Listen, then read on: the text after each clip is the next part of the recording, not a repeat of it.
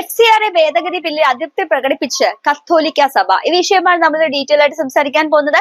Video തുടങ്ങുന്നതിന് മുമ്പ് channel ആദ്യമായിട്ടാണ് കാണുമെങ്കിൽ ദയവായി സബ്സ്ക്രൈബ് ചെയ്യുക. ആദ്യമേ തന്നെ നമുക്ക് FCRA എന്ന് വെച്ചാൽ എന്താണെന്ന് നോക്കാം. ഫോറിൻ കോൺട്രിബ്യൂഷൻ റെഗുലേഷൻ ആക്ട് എന്നതിന്റെ ചുരുക്ക പേരാണ് FCRA.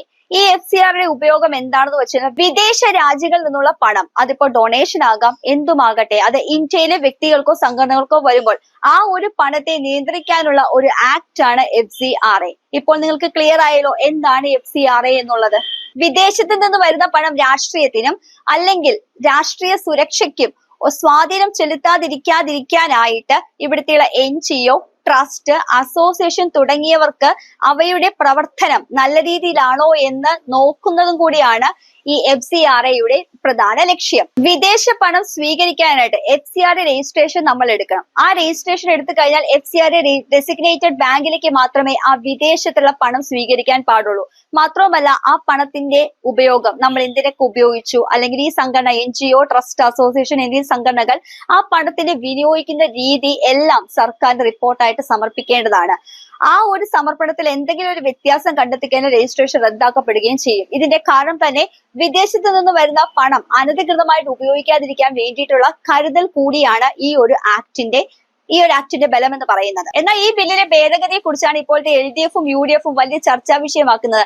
പ്രത്യേകിച്ച് ഈ ഇലക്ഷൻ അടുത്തിരിക്കുന്ന സമയത്ത് അവർക്ക് കിട്ടുന്ന ഒരു തുറുപ്പുചീട്ട് എന്ന് വേണമെങ്കിൽ നമുക്ക് ഇതിനെ പറയാവുന്നതാണ്. കാരണം ഈ ഒരു ബില്ലിന്റെ ഭേദഗതി കൊണ്ട് അവർ വാദിക്കുന്ന ഒരു കാര്യം എന്ന് വെച്ച് കഴിഞ്ഞാൽ ന്യൂനപക്ഷങ്ങളുടെ അവകാശത്തെ തന്നെ ചോദ്യം ചെയ്യുന്ന രീതിയിലാണ് ഈ ഒരു ബില്ല് ഡിസൈൻ ചെയ്തിരിക്കുന്നതാണ്, അല്ലെങ്കിൽ രൂപകൽപ്പന ചെയ്തിരിക്കുന്നതാണ് അവരുടെ വാദം. ഇത് ശരിയാണോ? നിങ്ങൾക്കത് തോന്നുന്നുണ്ടോ? അവർ അവകാശപ്പെടുന്ന ഭേദഗതികളിൽ ഒന്ന് ഇതാണ്: NGOയുടെ ലൈസൻസ്, അതായത് FCRA ലൈസൻസ് റദ്ദാക്കിയാൽ അത് സർക്കാർ അതോറിറ്റി അവരുടെ ആസ്തികൾ കൈവശപ്പെടുത്തും.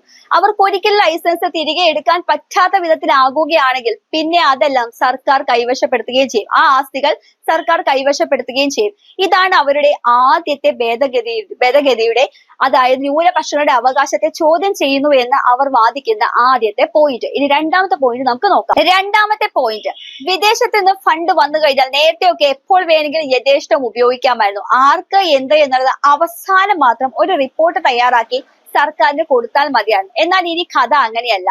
ഒരു പണം വന്നു കഴിഞ്ഞാൽ അത് ഉപയോഗിക്കുന്ന ഒരു സമയപരിധിയുണ്ട്. അത് എപ്പോൾ ഉപയോഗിക്കണമെന്ന് സർക്കാർ തീരുമാനിക്കും. ഇതും ഒരു പ്രശ്നമായിട്ട് അവർ കൊണ്ടുവന്നിരിക്കുകയാണ്. കാരണം സർക്കാർ ആവശ്യമില്ലാത്ത രീതിയിൽ കൈകടത്താൻ ശ്രമിക്കുന്നു, തങ്ങളുടെ അവകാശത്തെ ചോദ്യം ചെയ്യുന്നു എന്നുള്ള രണ്ടാമത്തെ ഒരു പോയിന്റ് ആണ് ഇപ്പോൾ വാദിച്ചത്. ഇനി നമുക്ക് മൂന്നാമത്തെ പോയിന്റിലേക്ക് വരാം. കൂടുതൽ നിയന്ത്രണവും കടുത്ത ശിക്ഷാരീതികളുമാണ് NGOക്ക് മേലുണ്ടാവുന്നത്. അതായത് ലൈസൻസ് റദ്ദാക്കപ്പെട്ട NGOക്ക് വളരെ കടുത്തമായ ശിക്ഷയും പിഴയും ഉണ്ടാകുമെന്നാണ് പറയുന്നത്. കാരണം ഇതിന്റെ അക്കൗണ്ടബിലിറ്റി കൂടുതൽ വ്യക്തമായും സുതാര്യമായും വരുത്താൻ വേണ്ടിയിട്ടാണ് ഈ ഒരു മൂന്നാമത്തെ പോയിന്റ് നമ്മൾ എടുത്തു പറയുന്നത്. പക്ഷെ ഇതൊക്കെയാണ് ഇവർക്ക്, അതായത് LDFനും UDFനും വലിയൊരു പ്രശ്നം. പിന്നെ നാലാമത്തെ ഒരു പ്രശ്നമുണ്ട്.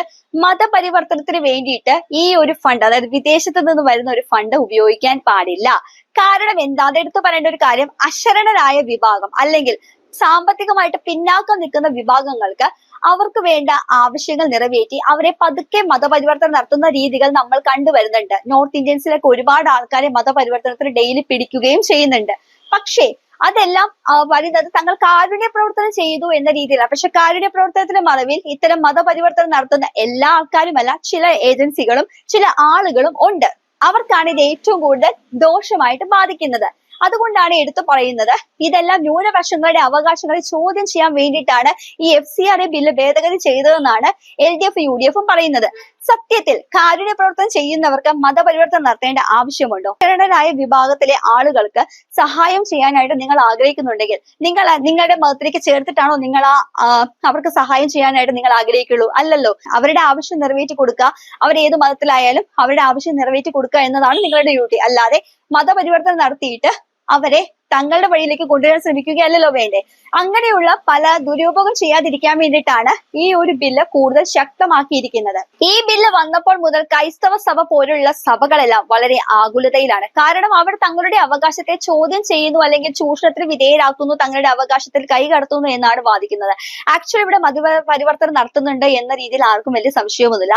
കാരുണ്യ പ്രവർത്തനത്തിന്റെ വഴി വന്ന് പല രീതിയിലും മതപരിവർത്തനം നടത്തുന്ന ഒരുപാട് സഭകൾ ഇവിടെയുണ്ട്. നമ്മൾ ആരെയും പേരെടുത്ത് പറയുന്നില്ല എന്നേ ഉള്ളൂ. പക്ഷെ വാർത്തകൾ നോക്കിക്കഴിഞ്ഞാൽ നമുക്ക് മനസ്സിലാകും ഇത് ശരിക്കും പ്രാബല്യത്തിൽ വന്നതാണ്. നിരവധി കേസുകൾ റിപ്പോർട്ട് ചെയ്യപ്പെട്ടിട്ടുണ്ട്. ഉദാഹരണത്തിന് ഒരു 3-4 മാസം മുൻപ് മധ്യപ്രദേശിലെ 2 കന്യാസ്ത്രീകളെ അറസ്റ്റ് ചെയ്തിരുന്നു. മതപരിവർത്തനം നടത്തിയെന്ന് ആരോപിച്ചിട്ട് അറസ്റ്റ് ചെയ്തിരുന്നു. പക്ഷെ ആ കന്യാസ്ത്രീകളെ അറസ്റ്റ് ചെയ്തപ്പോൾ ഇവിടെ നിന്ന് ഒരുപാട് പേര് അവർക്ക് പിന്തുണയുമായിട്ട് പോയിട്ടുണ്ടായിരുന്നു. പിന്നെ അറിഞ്ഞത് എന്താണ്, അത് പരിവർത്തനം നടത്താൻ വേണ്ടി കൊണ്ടുപോയതല്ല, തങ്ങളുടെ കൂടെ അവർ വന്നതാണെന്നാണ് പറയുന്നത്. നമുക്കത് എന്താന്ന് ഇപ്പോഴും മനസ്സിലായിട്ടില്ല. കാരണം എന്താണെന്ന് വെച്ചാൽ ഒരു ഭാഗത്ത് മതപരിവർത്തനം നടത്താനായിട്ട് ശ്രമിക്കുന്നുണ്ട്. കാരണം അശരണരായ വിഭാഗത്തിന് അവർക്ക് വേണ്ട സഹായങ്ങൾ കൊടുത്തിട്ട് പതിയെ അവരെ തന്റെ വഴികളിലേക്ക് തെളിയിച്ചുകൊണ്ട് നടക്കുന്ന, കുഞ്ഞാടുകളെ തെളിയിച്ചുകൊണ്ട് നടക്കുന്ന രീതി ഇവിടെ ഉണ്ടെന്നുള്ളത് വസ്തുതാവിരുദ്ധമായ കാര്യമൊന്നുമല്ല, പകൽ പോലെ സത്യമായ കാര്യങ്ങൾ തന്നെയാണ്. അങ്ങനെ ചെയ്യുന്നവർക്കാണ് ഈ FCRA ബില്ലിലെ ഭേദഗതിയിൽ പേടി തോന്നുന്നത്. അപ്പോൾ യഥാർത്ഥമായിട്ടും ഇതൊന്നും ചെയ്യുന്നില്ല. തങ്ങളുടെ സഭാപ്രവർത്തനവും തങ്ങളുടെ കാരുണ്യ പ്രവർത്തനവും വിദേശ ഫണ്ട് വന്നത് അതിന്റെ വിനിയോഗിക്കുന്ന രീതിയെല്ലാം സത്യസന്ധമായ രീതിയിൽ സുതാര്യമായ രീതിയിലാണെന്നുണ്ടെങ്കിൽ ഇതൊരിക്കലും നിങ്ങൾക്കിതിനെ പേടിക്കേണ്ട കാര്യമില്ലല്ലോ. ഈ LDFും UDF എന്ന് പറയുന്ന കലക്കവെള്ളത്തിൽ മീൻ പിടിക്കാൻ നടക്കുന്ന ടീംസാണ്. ആ ടീംസിന്റെ ഒപ്പം ചേർന്നിട്ട് സഭയുടെ വിശുദ്ധി കളയരുതെന്നാണ് എനിക്ക് പറയാനുള്ളത്. അപ്പോൾ മറ്റൊരു ദിവസം മറ്റൊരു വീഡിയോയുമായി വീണ്ടും കാണാം.